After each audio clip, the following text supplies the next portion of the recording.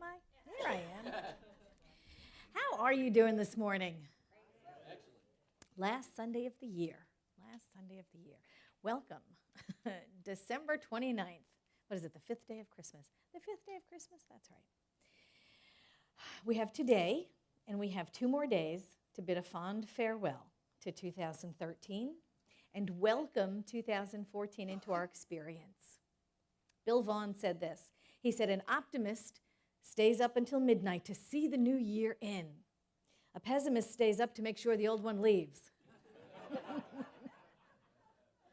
So whether we are lovingly releasing 2013 or we're kicking it to the curb, the important part is we can consciously welcome in a new year with intentions, specific intentions for our lives that are bigger and greater and grander and fuller than we've ever experienced before. This is, this time of year, we have this human race consciousness around, for some reason, this one day ends and this new day begins and everything in our life has changed.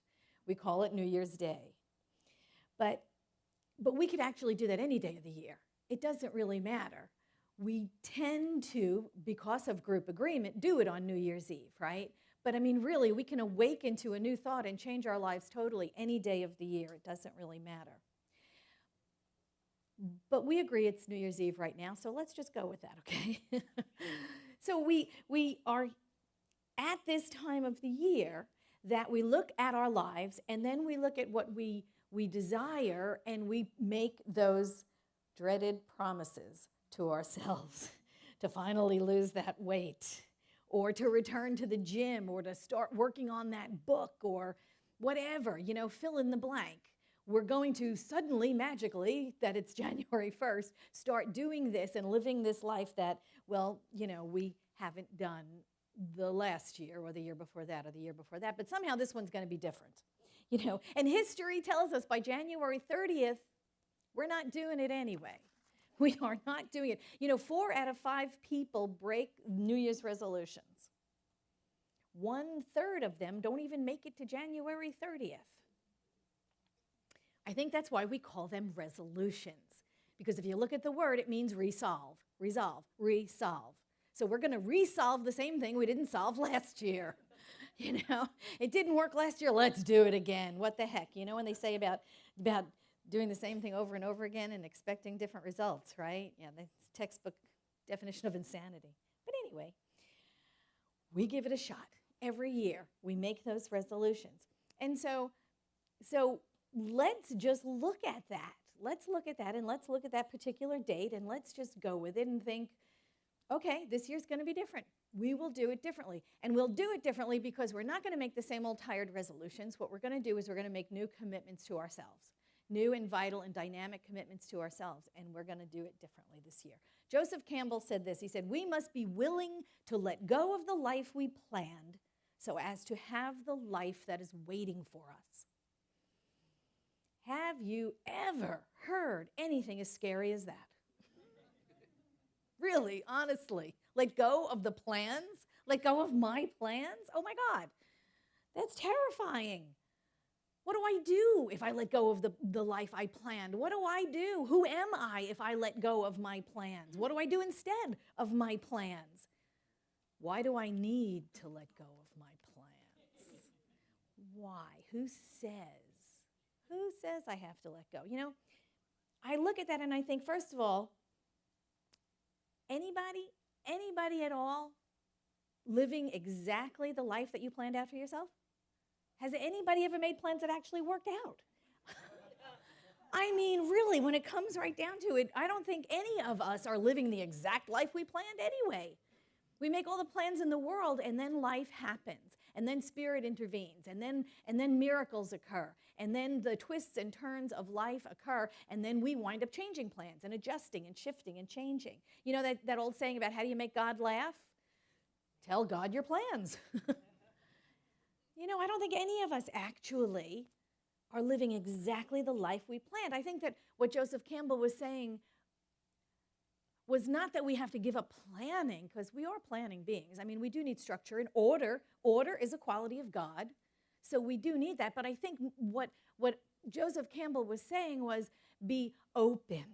Be open. It's okay to make plans. Don't be attached to them, to the exclusion of Spirit's intervention in our lives. Don't get so tied to our plans that we miss out on the miracle.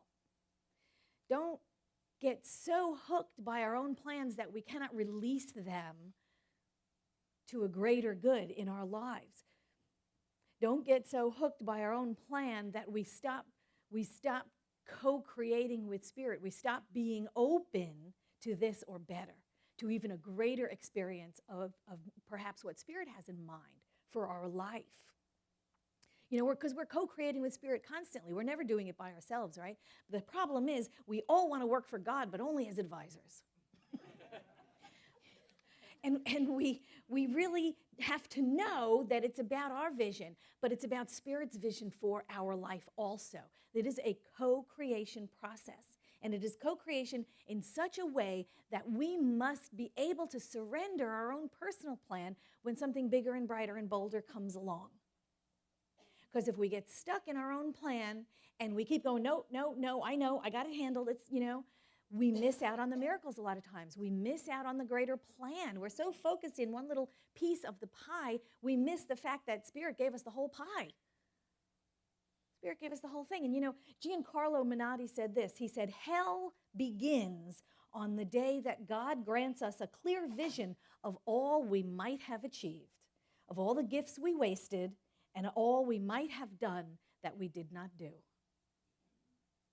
So I think one of the ways we sabotage ourselves, we don't live that life, is we play the all or nothing game. Do you ever play that? Am I the only one that did? I've done it. I'm going to stand here and I'm going to confess my sins. We do this all or nothing game with ourselves. We make these ambitious resolutions. We make these huge, huge promises on New Year's Eve, right? I'm going to go to the gym every day. I'm going to walk 30 minutes every day. I'm going to, paint every day. I'm going to write, 30 minutes in my journal or write, 30 minutes in my book, on my book or whatever. We make these huge and drastic plans. And then the first time we don't get that done, the first time we miss a day, we go, oh, well, enough of that. It doesn't work. It doesn't work. And we throw the whole resolution out the window. We discard it all because we missed a day. We didn't get to the gym. Something happened. We were too tired, whatever. We miss one day of this resolution that we make to ourselves, and we give it up. And that is silly. That is silly. As toddlers, the first time we pulled ourselves up on the edge of a coffee table or a couch or something, and we started walking, we fell down, right? We fell down a lot. And we didn't wind up sitting in our diapers going, well, I guess walking's not for me. I'll just sit on my butt for the rest of my life because, I failed. No, we kept pulling ourselves up and we kept walking. And, we don't fall down as much anymore, right? At least, I don't fall down much anymore. But we just kept doing it. We just kept doing it. It didn't matter, we fell. We just kept doing it, and then we kept going through these milestones. Don't fall as much. Then we're able to maybe back up a little bit, Then maybe we're able to bend down and pick up something without falling down.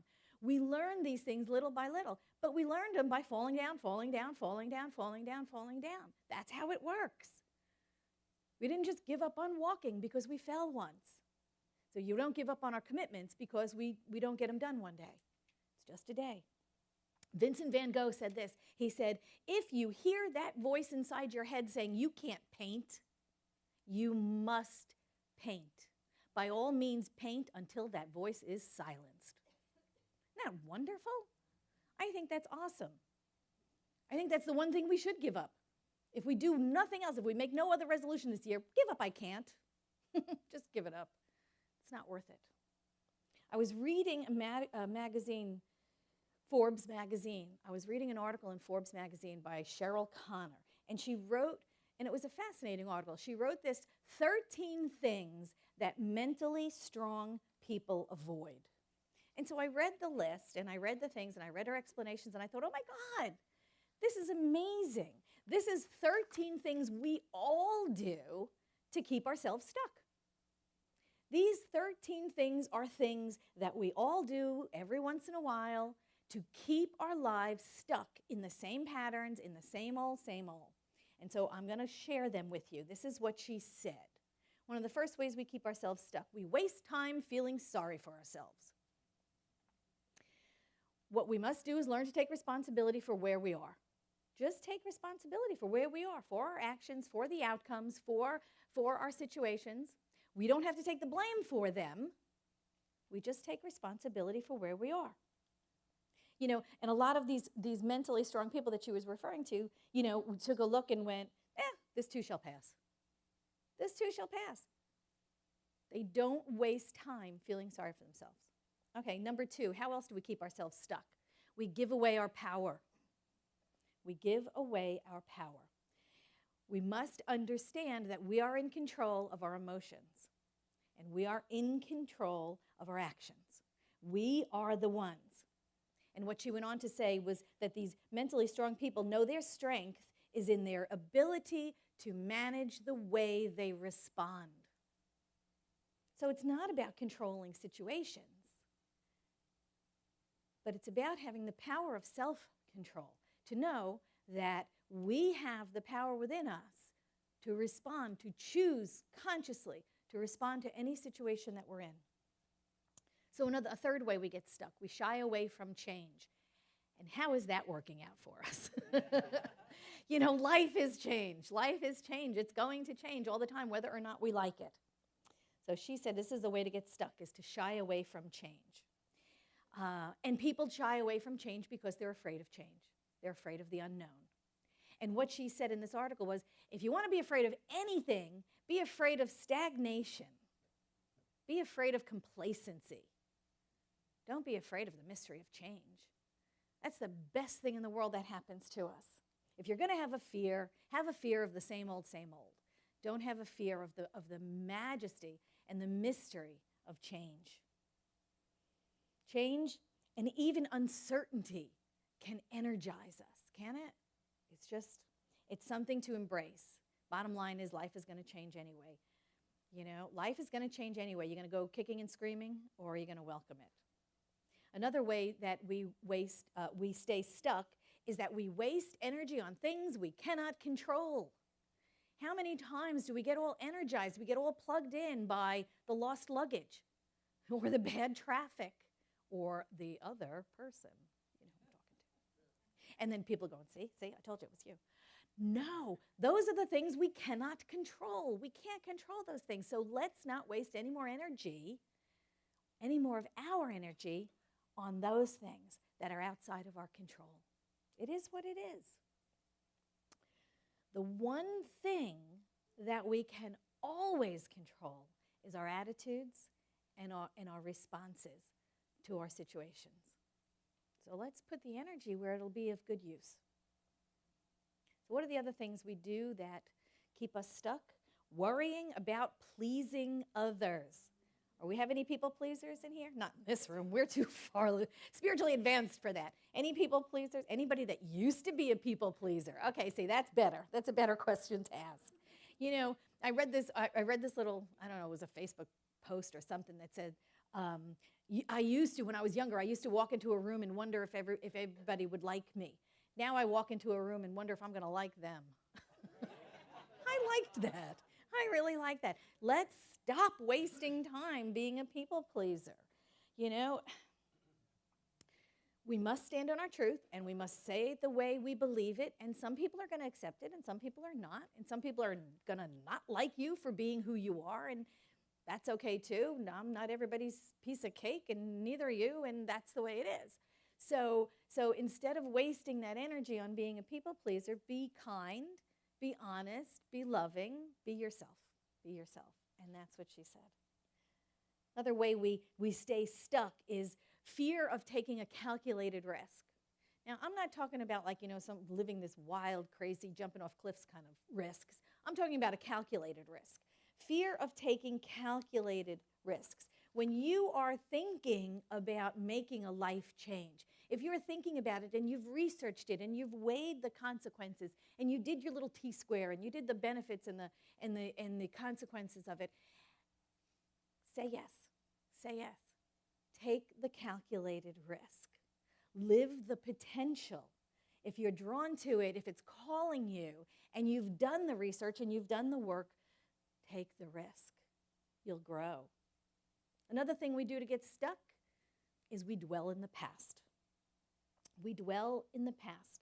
And there's nothing more useless than wasting our energy on past disappointments or past glory days that we feel we are no longer capable of.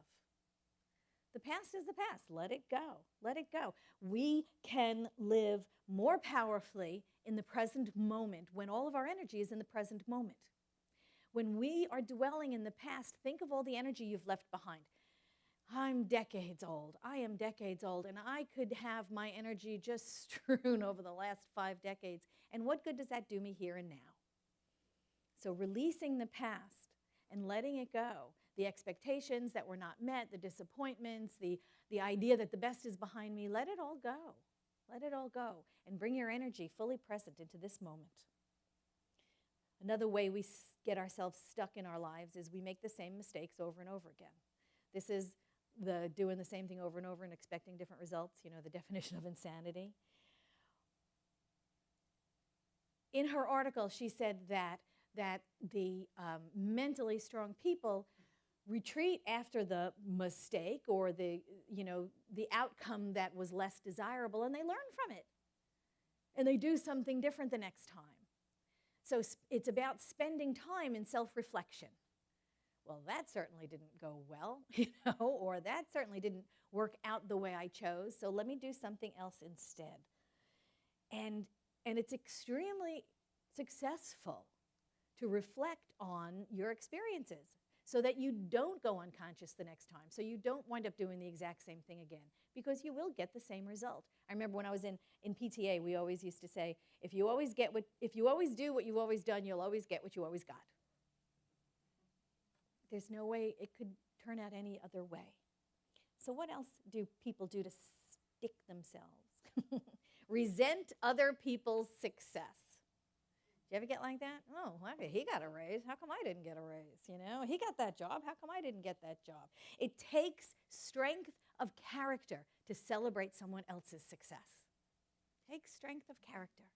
But it also takes that enlightened idea that, yep, that's for me, in order to free the energies that's stuck in us. When we see someone else's success, to claim it, There's only one of us here. There's only God. It's our core principle, right? Is that God is all there is. So your success is my success. Yes, I love it. More of that, please. More of that, please. When we surround ourselves in the energy of gratitude and the energy of thanksgiving, we're celebrating someone else's success is our success. So let's not resent. Let's not resent.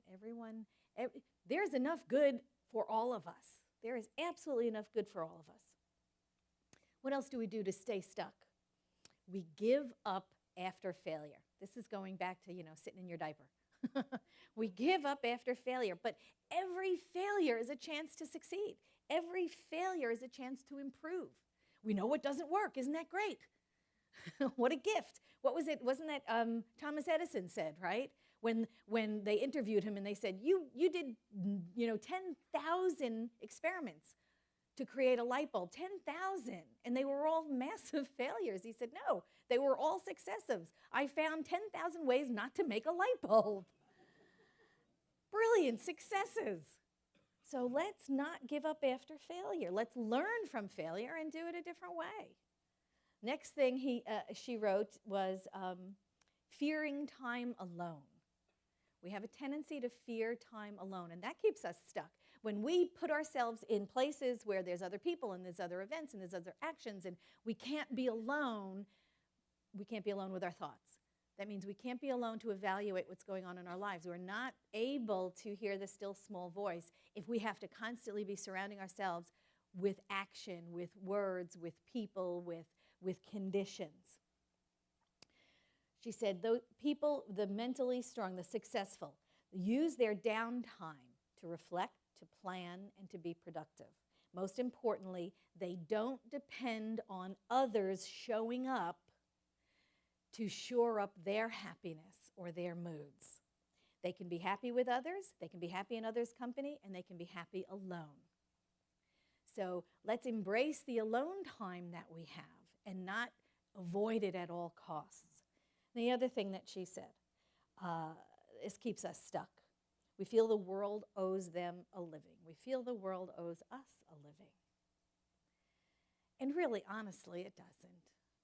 Really, honestly, we are here to do our good work. We are here to contribute. We are here to serve. We are here to be happy. We are here to share our gifts and our talents.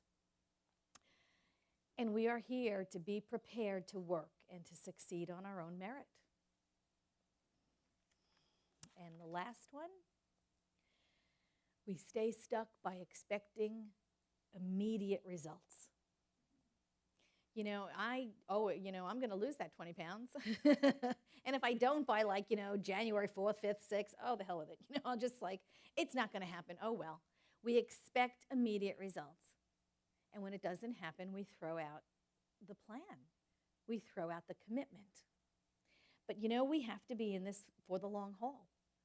And we have to keep getting up, and we have to keep walking. We have to keep toddling forward. We have to keep getting up and getting back on the horse. We have to keep getting up and practicing. We have to keep getting up and writing or painting or expressing our truth, whatever it is. When we fall off, we have to get up and we have to do it again. We have to have staying power. So there you have it. Those are the ways we stay stuck. So let's take this time, because there is group energy around the end of the year and the beginning of the year. There is a group consciousness around January 1st and changing our lives. So let's do it consciously. Let's do this consciously. And it begins with our spiritual tool belt. Every week we talk about the spiritual tool belt. Do you know where yours is right now? Anybody? Is it in the corner? Is it covered with cobwebs? Has it been used lately? Do you even know where it is?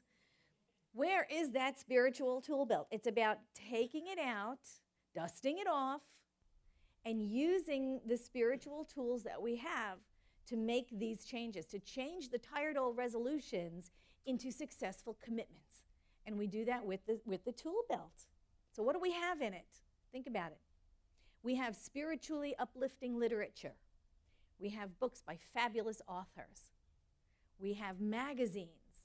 We have daily affirmation books. We have affirmations. We have loads of affirmations. Every week you get 3 here. There's plenty of websites, too, that have positive affirmations. We have affirmations. What else is in that tool belt? Classes. We have spiritual classes to remind us who we are. We have affirmative prayer. We do that also. You do that at home. You do that by yourself. You do that in the car, at work. Anytime you fall out of that truth of your oneness, that's the time for prayer. What else?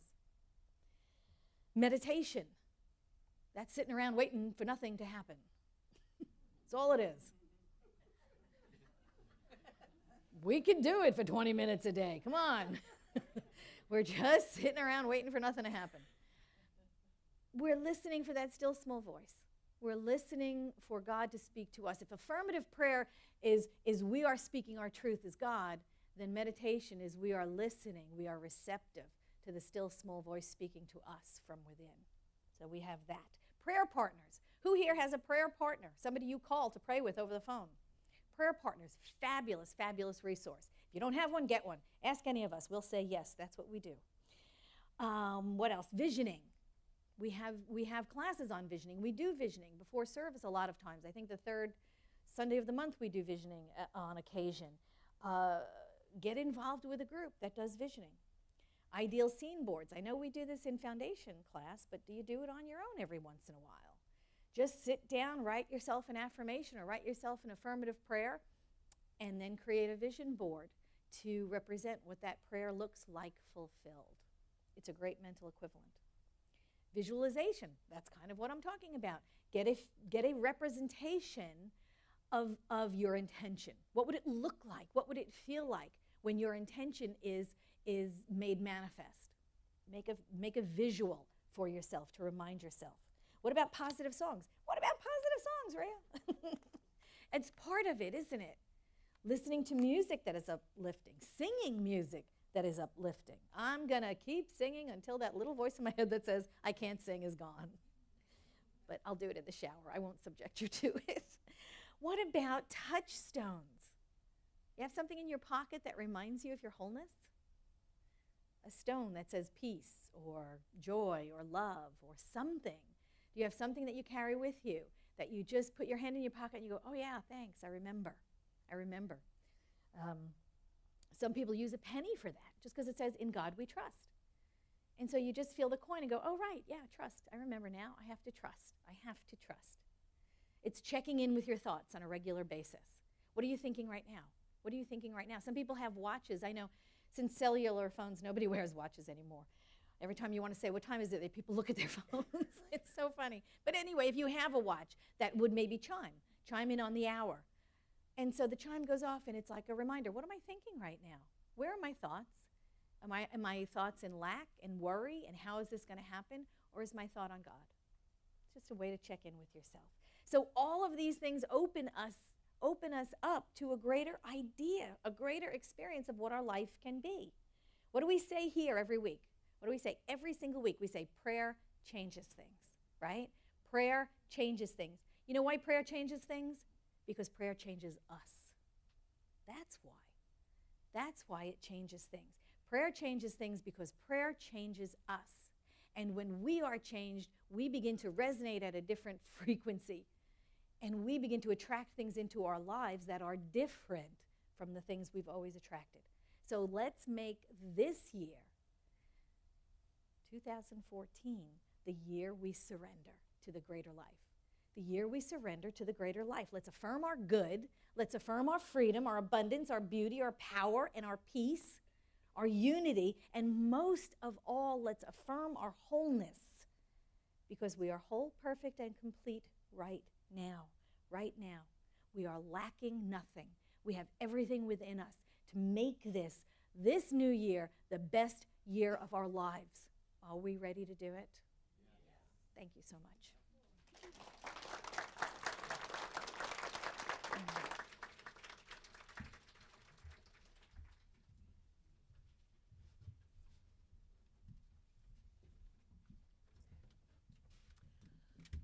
So I have to just say, I have sung for Vision since you were in the building off the 8, and then when you moved to the building off the 15, and then the last time was at the hotel, which was the interim building, and now I'm at this building, and I just got to say, and I tell everybody this, you guys could be outside on the grass, sitting down under a tree, and it's not about the building, it's about the people. And every time I come here, I feel like I'm just coming back to a wonderful family. So thank you for that. And congratulations for yourselves on that.